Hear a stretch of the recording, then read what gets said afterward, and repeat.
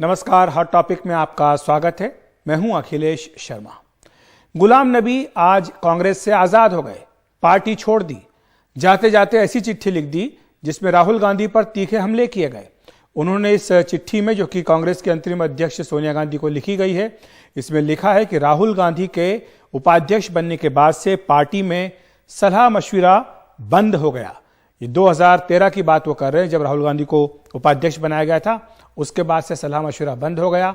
वरिष्ठ और अनुभवी नेताओं को कांग्रेस पार्टी के अंदर किनारे लगा दिया गया। ये भी आजाद ने लिखा है। इसके आगे राहुल गांधी पर हमला करते हैं, कहते हैं राहुल गांधी की नई टीम चाटुकारों और अनुभवहीनों की है।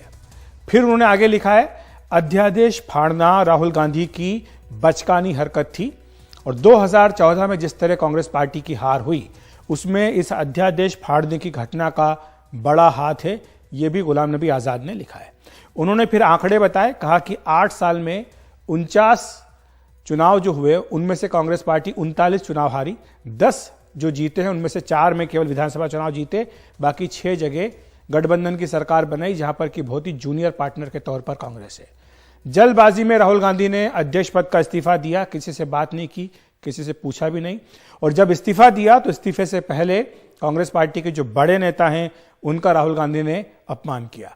फिर उन्होंने गंभीर आरोप लगाया कि जिस तरह से यूपीए सरकार में रिमोट कंट्रोल मॉडल था, जो बीजेपी लगातार मुद्दा उठाती थी कि मनमोहन सिंह सरकार को कांग्रेस पार्टी के अध्यक्ष सोनिया गांधी रिमोट कंट्रोल चलाती है, उसी का जिक्र करते हुए उन्होंने कहा कि पहले ये रिमोट कंट्रोल मॉडल यूपीए सरकार में था और अब कांग्रेस पार्टी में भी यही मॉडल है, क्योंकि कांग्रेस ने इच्छा शक्ति और क्षमता छोड़ दी है।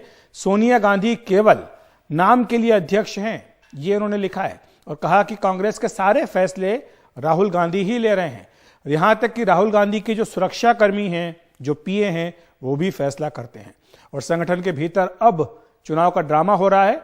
जो अध्यक्ष चुना जाएगा, जो भी चुना जाएगा, वो कठपुतली ही होगा। कांग्रेस पार्टी में सुधार की गुंजाइश खत्म हो चुकी है। भारत जोड़ो की जगह कांग्रेस जोड़ो की यात्रा निकालनी चाहिए। तो ये काफी तीखा हमला गुलाम नबी आजाद ने किया है आज कांग्रेस पार्टी छोड़ते समय। और आपको बताया कि आजाद का नाम उस फहरिस्त में अब ताजा है जो अभी तक कांग्रेस पार्टी छोड़ चुके हैं। इसी साल की बात करें, अभी हम अगस्त में हैं, 8 महीने केवल हुए हैं, और देखते हैं कि कौन कौन से नेता हैं इस साल जो कांग्रेस पार्टी को छोड़ चुके हैं। सबसे पहले जो एग्जिट जिनका हुआ है उसमें आज गुलाम नबी आजाद हैं। कपिल सिब्बल, इन्होंने पार्टी छोड़ी। हार्दिक पटेल गुजरात में कांग्रेस पार्टी के कार्यकारी अध्यक्ष थे। सुनील जाखड़ पंजाब के कद्दावर नेता। अश्विनी कुमार, इन्होंने पार्टी छोड़ी है। इसके अलावा आरपीएन सिंह ने पार्टी छोड़ी। जयवीर शेरगिल, जो कि युवा नेता कांग्रेस के प्रवक्ता थे, उन्होंने पार्टी छोड़ दी। और हरियाणा में पार्टी के विधायक कुलदीप बिश्नोई, इन्होंने इस्तीफा देकर बीजेपी में शामिल हो गए। तो अब ये सवाल उठ रहा है कि क्या कांग्रेस पार्टी में कोई बचेगा भी, क्या और भी लोग जाएंगे इस एग्जिट जो दरवाजा दिख रहा है इससे। कहा जा रहा है कि गुलाम नबी के बाद आजाद होने वाले कई और भी नेता इस सूची में शामिल हैं। आनंद शर्मा, जो G23 के मेंबर हैं, आज भी आजाद के इस्तीफे पर उन्होंने प्रतिक्रिया दी है। वो खुश नहीं है, हालांकि वो कहते हैं कि वो जीवन भर कांग्रेस पार्टी में ही रहेंगे। मनीष तिवारी कई मौकों पर कांग्रेस पार्टी की जो लाइन है उसको क्रॉस कर चुके हैं और जयराम रमेश ने सार्वजनिक रूप से उनके बारे में टिप्पणी भी की है। शशि थरूर, जो काफी पुराना नाम है कांग्रेस पार्टी का, उनके अखबारों में बयान छपे जिसमें वो कहते हैं कि मेरे पास कई विकल्प हैं। तो क्या और भी लोग होंगे कांग्रेस पार्टी छोड़ने वाले, ये देखने की बात होगी। लेकिन हमारे साथ सुनील जाखड़ जी जुड़ेंगे, जो कि पूर्व कांग्रेस नेता हैं, जिनका नाम इस फहरिस्त में था, जिन्होंने इस साल पार्टी छोड़ी है और इसके साथ ही वो बीजेपी में भी शामिल हो चुके हैं। तो सुनील जाखड़ हमारे साथ जुड़ने वाले हैं आज के इस पूरे घटनाक्रम पर चर्चा करने के लिए, जो समझाएंगे कि गुलाम नबी आजाद के कांग्रेस छोड़ने का क्या मतलब है। जाखड़ साहब, आपका बहुत बहुत स्वागत है एनडीटीवी इंडिया पर। मैं आपसे यही समझना चाहूंगा कि आज जो गुलाम नबी आजाद ने कांग्रेस पार्टी छोड़ी, इसका किस तरह से असर आप पार्टी के ऊपर देखते हैं, केंद्र में और जम्मू कश्मीर में खासतौर से। अपने आप में अगर देखें, सिर्फ गुलाम नबी आजाद साहब का अगर इस्तीफा अपने तौर पे देखें, बहुत बड़ा एक नुकसान कांग्रेस पार्टी को आज हुआ है। परंतु उससे भी बड़ा नुकसान अगर इसको एक श्रृंखला के रूप में देखें कि ये पहला इस्तीफा नहीं है।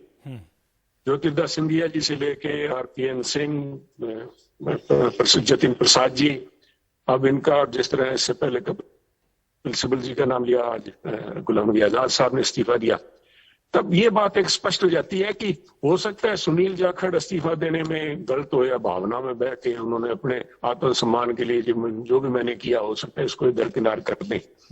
परंतु इतने सारे लोग अगर गलत हैं तो मैं समझता हूं फिर ये पार्टी चल कैसे रही है कि इतने सारे शीर्ष नेता आज गलत हैं, जिनको एक जिसे बोलते हैं ना स्टैंडर्ड ऑपरेटिंग प्रोसीजर एक क्लीशे बन गया है।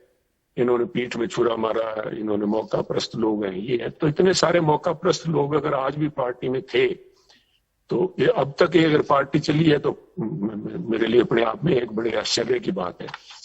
आत्ममंथन की जरूरत थी, चिंतन शिविर जब हो रहा था उदयपुर में, मैंने तब भी कहा था कि यहाँ पे चिंता करने की जरूरत है, परंतु तब भी ये इल्जाम लगा के।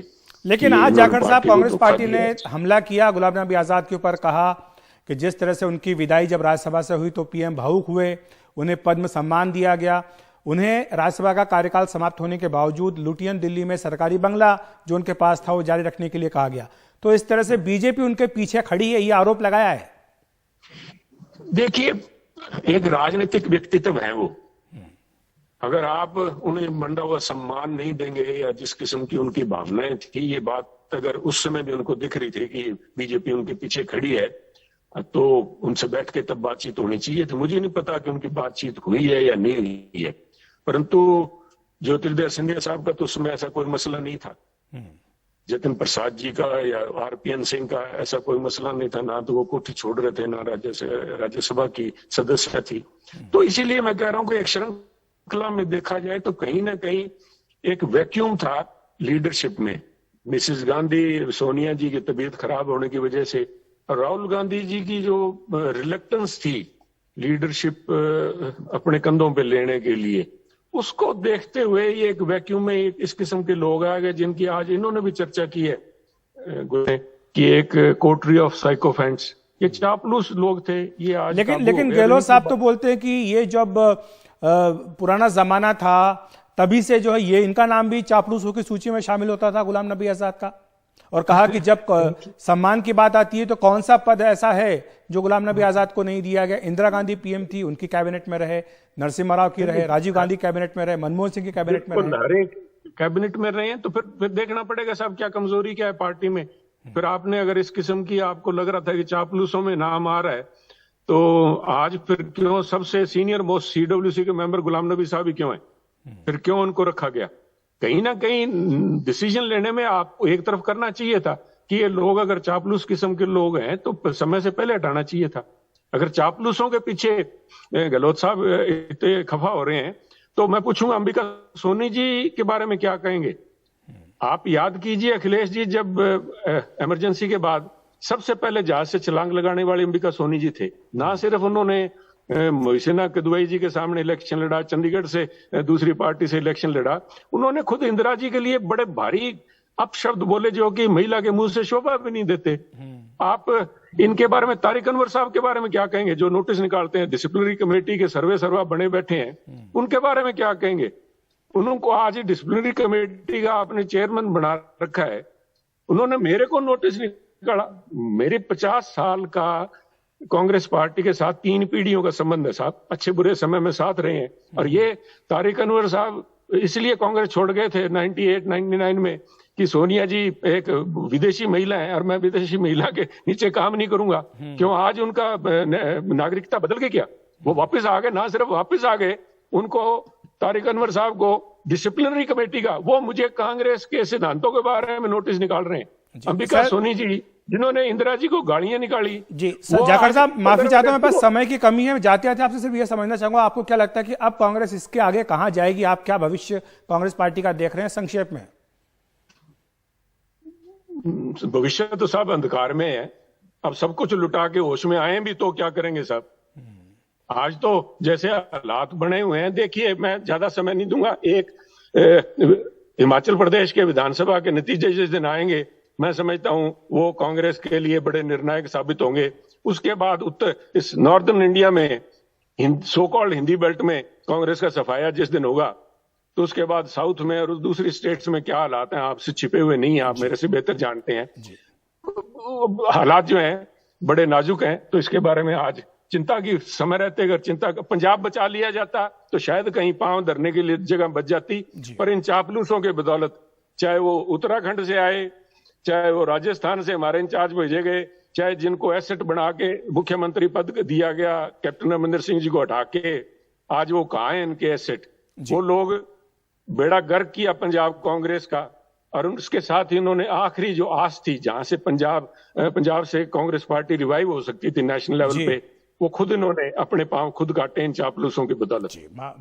जी बहुत बहुत शुक्रिया आपका जाखड़ साहब इस तमाम बातचीत के लिए, चर्चा करने के लिए। तो सुनील जाखड़ पूर्व कांग्रेस नेता अब बीजेपी में शामिल हो चुके हैं, गुलाम नबी आजाद के पार्टी छोड़ने पर अपनी टिप्पणी कर रहे थे। हॉट टॉपिक में फिलहाल वक्त एक ब्रेक का।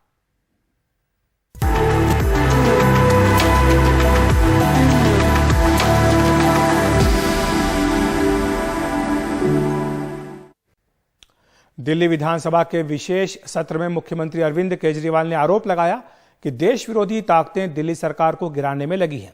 वहीं बीजेपी सांसद मनोज तिवारी ने पलटवार किया। उन्होंने कहा कि स्वराज से शुरू हुआ केजरीवाल का सफर अपराध पर आकर टिक गया है। इन लोगों ने मिलकर एक षड्यंत्र रचा कि दिल्ली की सरकार गिराई जाए, दिल्ली की सरकार खत्म की जाए। ये दिल्ली की सरकार जब तक खत्म नहीं करेंगे तब तक ये इसी तरह से अच्छा काम करते रहेंगे। ये जितनी राष्ट्र विरोधी ताकतें सारे इकट्ठे हो गए हमारे खिलाफ, सारों ने इकट्ठा होकर ये षड्यंत्र रचा।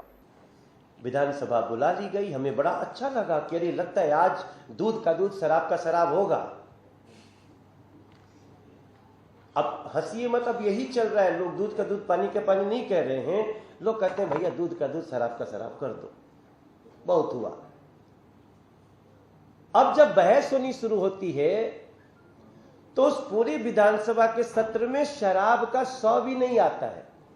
मनीष सिसोदिया जैसे लोगों को, अरविंद केजरीवाल जैसे लोगों को शर्म नहीं आती है कि आप दिल्ली के खजाने को घुमा करके आप लूटने के लिए पूरा चक्र रच दिए और जनता को बोलते हैं कि ये लोग 6-7 बोलते हैं कौन सा अमाउंट है, ये सारे अमाउंट दिल्ली की गरीबों के, दिल्ली की जनता के, दिल्ली के टैक्स पेयर्स की लूट है।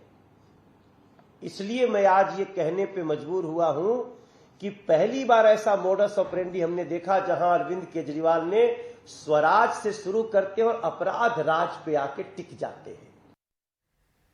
हॉट टॉपिक में इतना ही। नमस्कार।